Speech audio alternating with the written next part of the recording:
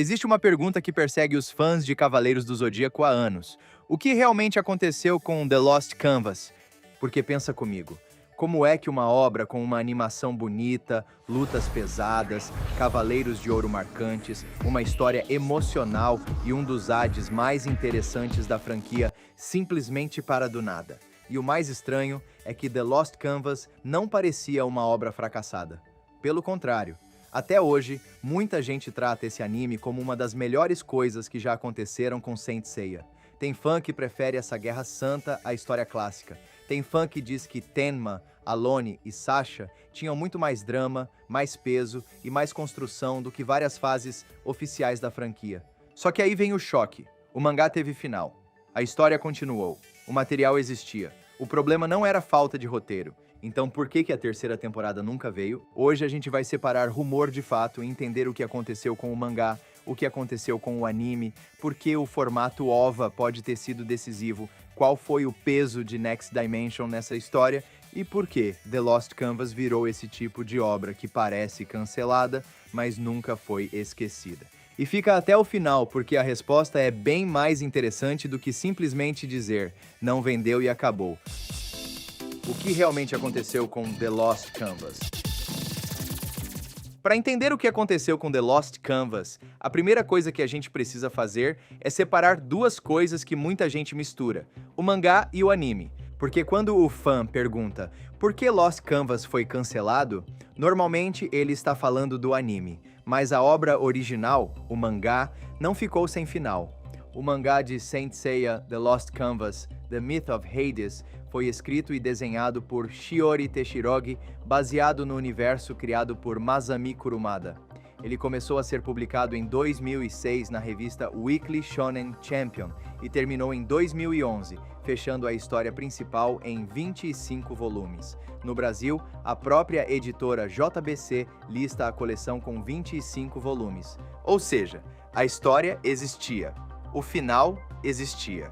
O material para continuar o anime existia. E isso já muda completamente a conversa, porque muita gente fala de Lost Canvas como se fosse uma obra abandonada no meio, mas na verdade quem ficou no meio do caminho foi a adaptação em anime. O anime foi produzido pela TMS Entertainment e lançado em formato OVA. Ele teve 26 episódios, lançados entre 2009 e 2011.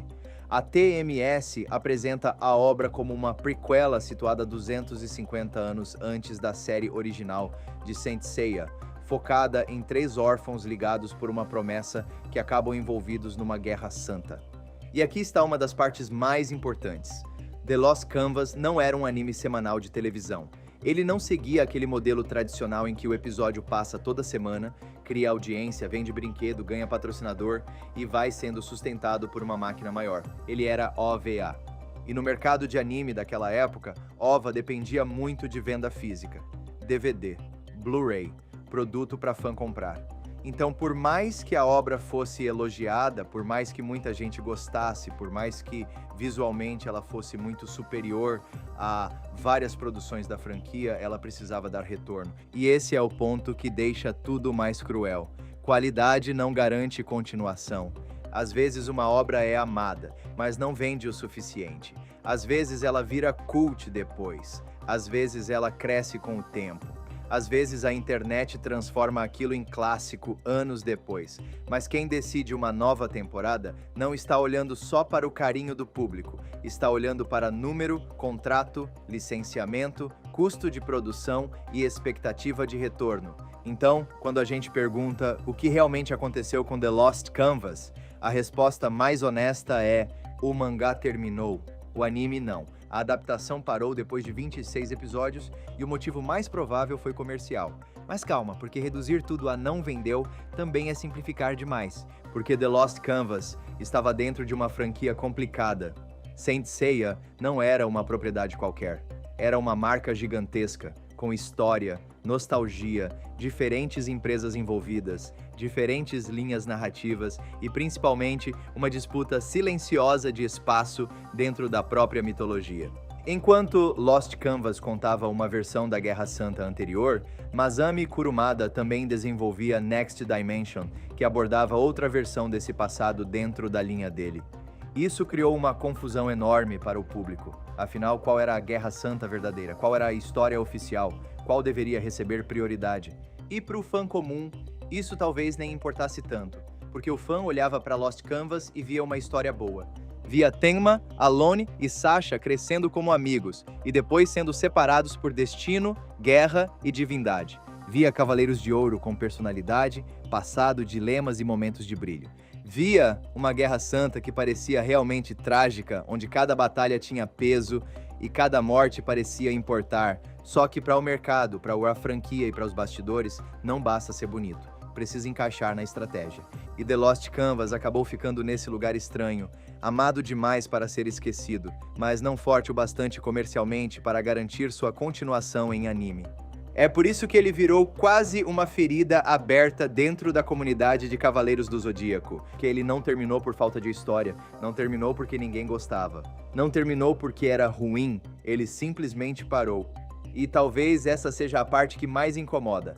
The Lost Canvas parecia ter tudo para continuar, mas, nos bastidores, o amor dos fãs não foi suficiente para vencer a lógica do mercado. Mas agora a gente precisa entrar em uma parte mais delicada dessa história. Porque falar que The Lost Canvas parou apenas por causa de venda de DVD e Blu-ray é uma explicação possível, mas talvez seja simples demais. Afinal, Lost Canvas não era uma obra isolada. Ele carregava um nome gigantesco nas costas, Saint Seiya. E quando uma obra carrega o nome Saint Seiya, ela não depende só da vontade dos fãs. Ela entra em uma franquia cheia de decisões comerciais, interesses de licenciamento, projetos paralelos e, principalmente, uma pergunta que sempre persegue qualquer spin-off. Isso aqui vale dentro da história principal ou é só uma versão alternativa? E é aqui que entra Next Dimension. Enquanto Shiori Teshirodi contava em The Lost Canvas a história de Tenma, Alone e Sasha na Guerra Santa anterior, Masami Kurumada, o próprio criador de Cavaleiros do Zodíaco, também começou a desenvolver Saint Seiya, Next Dimension. E o detalhe importante é que Next Dimension também mexe com a Guerra Santa do passado, além de funcionar como sequência da série clássica. Ou seja, a franquia tinha duas obras olhando para uma região muito parecida da mitologia. De um lado, Lost Canvas mostrava uma Guerra Santa mais dramática, mais emocional, com uma pegada visual diferente e personagens que conquistaram muita gente. Do outro, Next Dimension vinha com o peso do nome Kurumada. E isso muda tudo. Porque para o fã, talvez a pergunta fosse simples: qual das duas histórias é melhor? Mas para a franquia, a pergunta era outra: qual dessas histórias deve ser tratada como prioridade?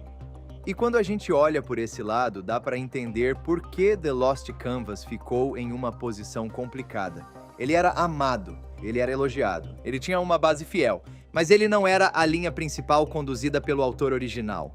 E isso cria uma situação muito estranha, porque The Lost Canvas parecia grande demais para ser tratado como qualquer spin-off, mas também não tinha o mesmo peso institucional de uma obra assinada diretamente por Masami Kurumada.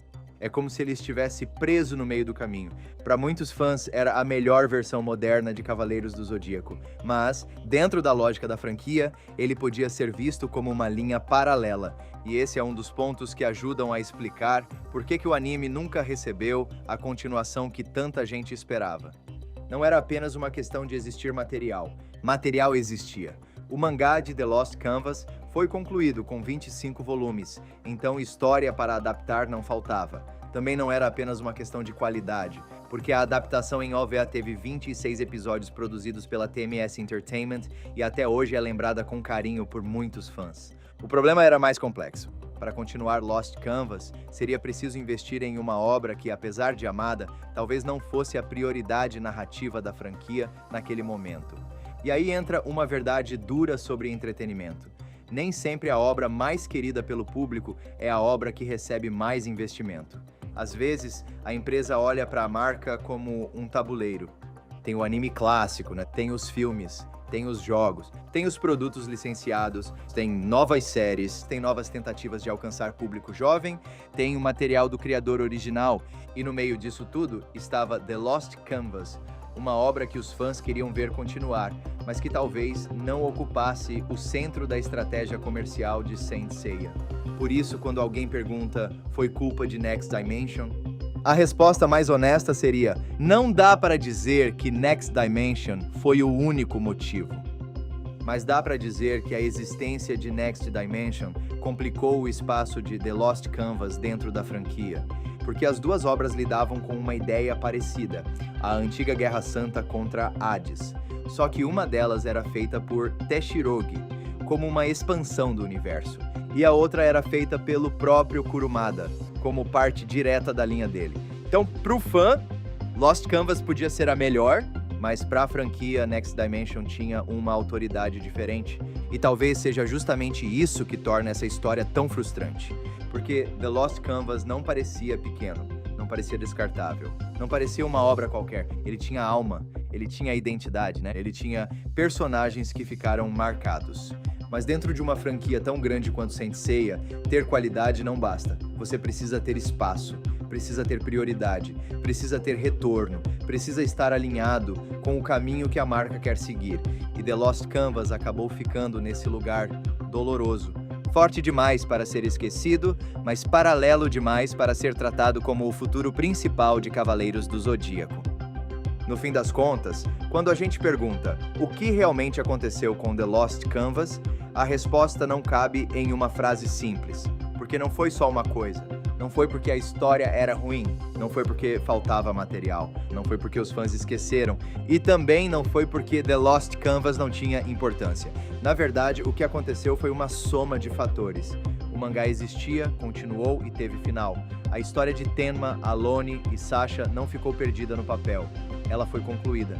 O problema foi o anime. A adaptação em OVA entregou 26 episódios, mostrou uma das versões mais emocionais da Guerra Santa, apresentou Cavaleiros de Ouro marcantes, deu peso para Athena, para Hades, para Pégaso, mas parou antes de chegar no verdadeiro fim da jornada. E aí entra o lado mais frio dessa história, anime também é mercado.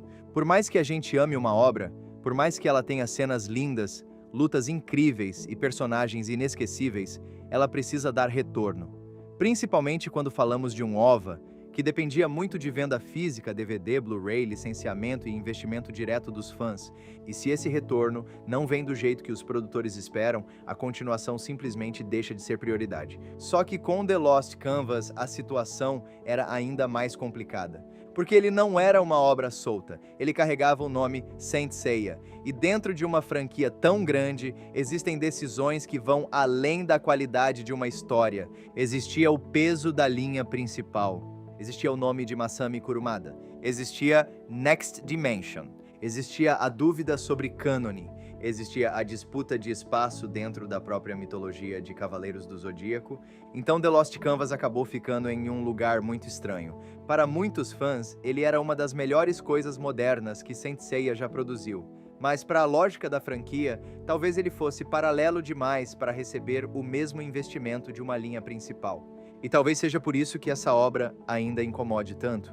Porque The Lost Canvas não parece uma história que fracassou. Ela parece uma história interrompida. Uma história que tinha força, tinha alma, tinha personagens, tinha público, tinha material para continuar, mas não teve o empurrão necessário para seguir em frente no anime.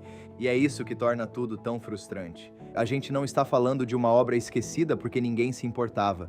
A gente está falando de uma obra lembrada justamente porque muita gente se importava.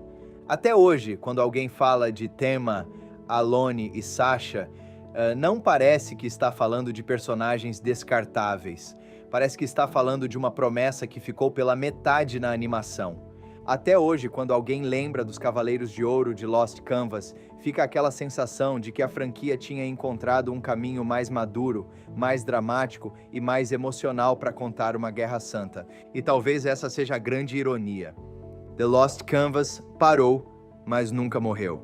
Porque uma obra realmente morre quando ninguém fala dela, quando ninguém sente falta, quando ninguém pede continuação, quando ninguém lembra do que ela poderia ter sido. E esse claramente não é o caso. Mais de uma década depois, os fãs ainda perguntam pela terceira temporada, ainda discutem se ela merecia voltar, ainda comparam Lost Canvas com Next Dimension, ainda defendem essa versão da Guerra Santa como uma das mais fortes de toda a franquia. Então, o que realmente aconteceu com The Lost Canvas? O mangá terminou. O anime parou. O mercado provavelmente não respondeu como precisava. A franquia seguiu por outros caminhos. E uma das histórias mais queridas de Cavaleiros do Zodíaco acabou virando uma ferida aberta para os fãs. Mas talvez essa seja também a prova do impacto que ela teve.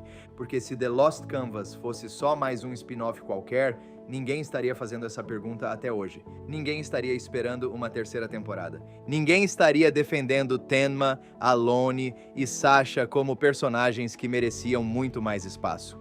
No fundo, The Lost Canvas virou exatamente aquilo que toda obra interrompida com potencial vira: uma lenda entre os fãs. Uma história que não recebeu tudo o que merecia na animação, mas que continuou viva na memória de quem assistiu.